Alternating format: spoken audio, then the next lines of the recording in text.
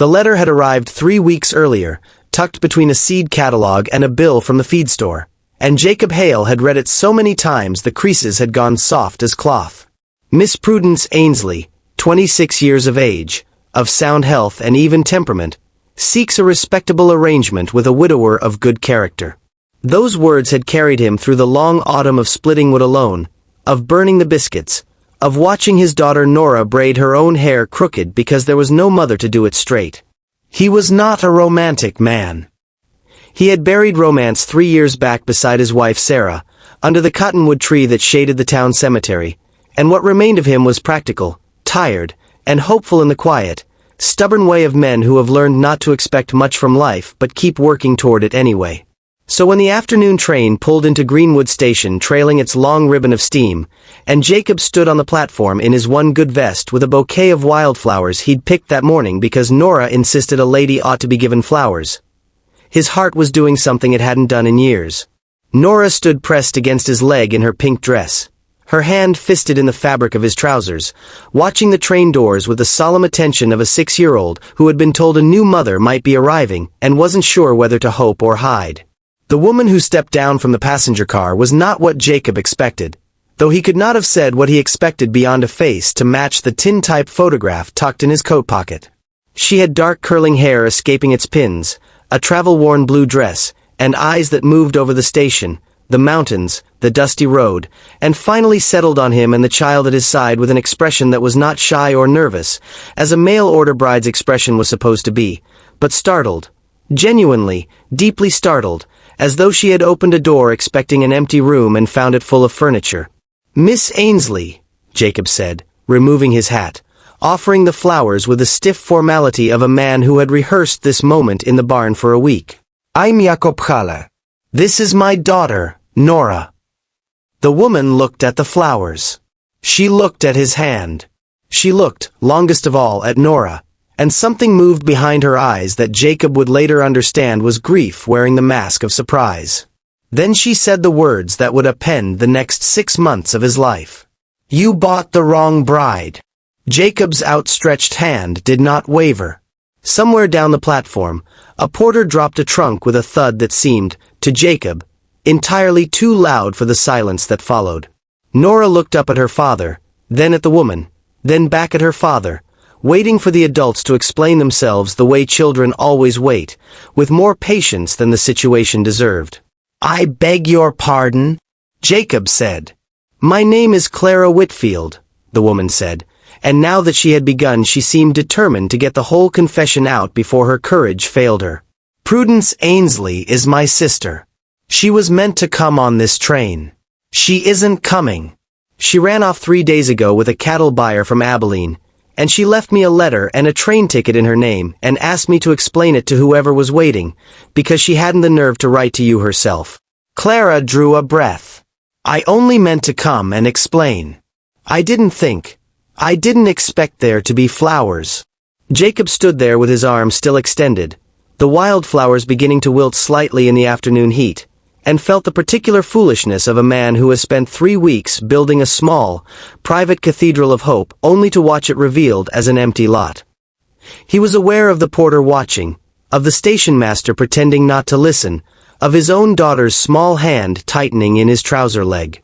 He could have been angry. Later, he would wonder why he wasn't.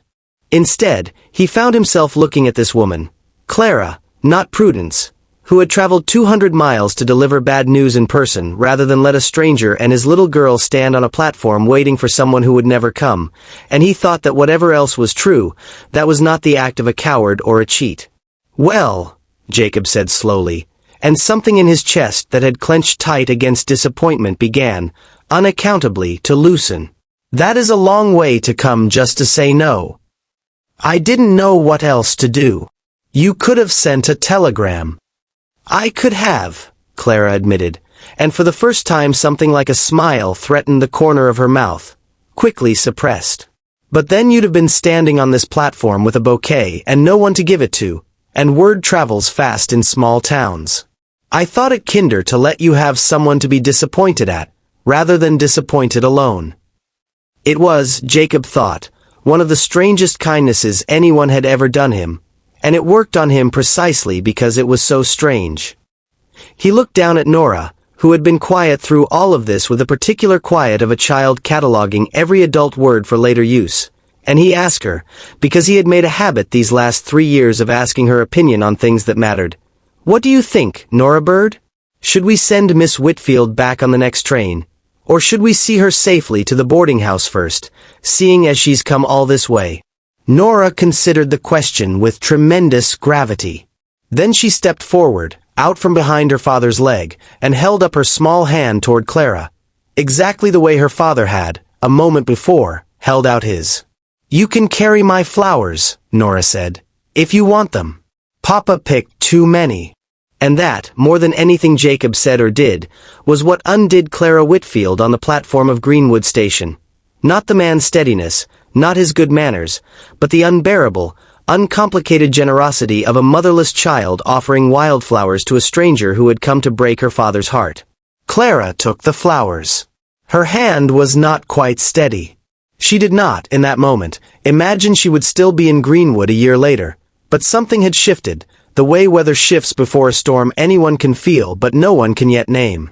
Jacob walked her to the boarding house that afternoon, carrying her trunk, with Nora skipping ahead of them both along the wooden sidewalk, chattering about the chickens and the schoolhouse and the dog that lived behind the mercantile, filling the silence that the adults could not yet fill themselves. Clara answered the child's questions with more attention than politeness required, and Jacob noticed this, filed it away the way a careful man files away small evidences, and said nothing. She had meant to stay one night. She stayed a week because the next train wasn't due, and then because her trunk had been mishandled and needed mending, and then because Mrs. Halloran at the boarding house had taken a fever and Clara, who had nursed her own mother through a long illness, could not in good conscience leave a sick woman without help. Jacob told himself he was not counting the days she remained, though he could have told you the number without pausing to think.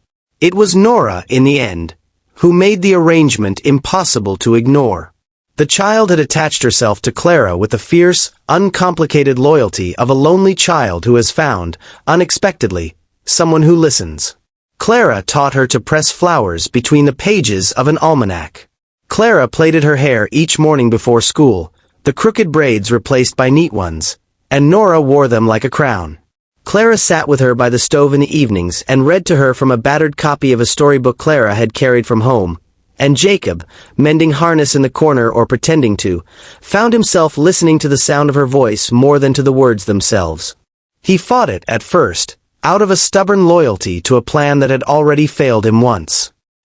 He told himself Clara was passing through, that her life was elsewhere, that a woman who arrived to explain a broken engagement was not a woman looking to enter one of her own.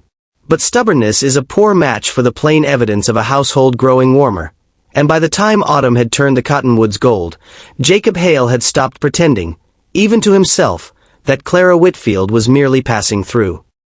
He asked her one evening in October, after Nora had gone to bed, while they sat on the porch steps with the mountains going purple in the last light.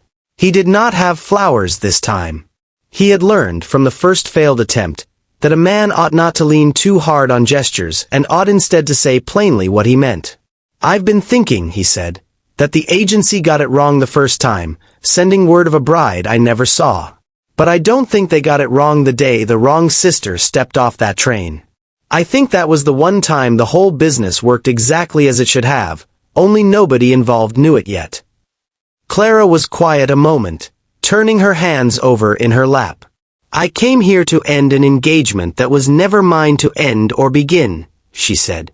"I never meant to make myself part of your life, Jacob. I only meant to do right by a stranger my sister had wronged." "I know it," Jacob said. "But you did make yourself part of it. Nora asks after you when you've gone to town for an afternoon.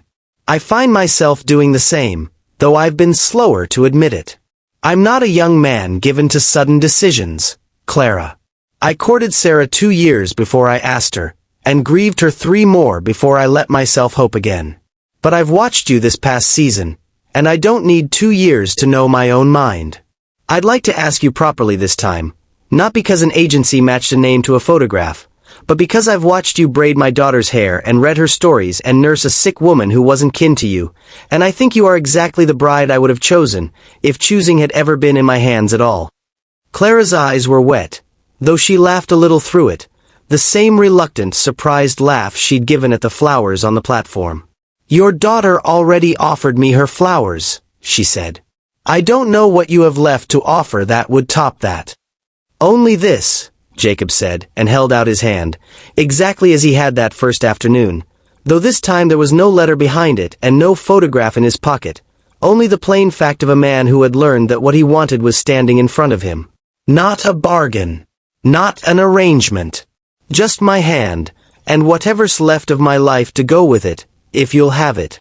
Clara looked at his hand a long moment, the way she had on the platform, but there was no startlement in her face this time, only a kind of settled certainty, as if she had been walking toward this exact moment since the day the train pulled in and she'd found herself unable to simply deliver bad news and leave. She put her hand in his. "I bought the wrong bride, they'll say in town," Jacob said, smiling now in earnest, "when they hear how this began." "Let them say it," Clara answered. "You didn't buy anything, Jacob Hale. You held out your hand to a stranger who brought you nothing but disappointment, and you smiled anyway. I think that's the truest kind of courting there is, the kind that doesn't wait for the story to go as planned before it decides to be kind."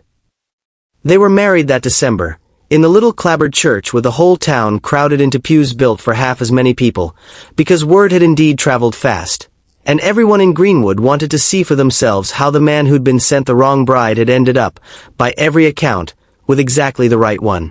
Nora walked ahead of them down the aisle scattering dried wildflowers from the very bouquet her father had first offered a stranger on the station platform, pressed and saved in the pages of an almanac by the woman who would, within the hour, become her mother in every way that mattered, if not yet in name.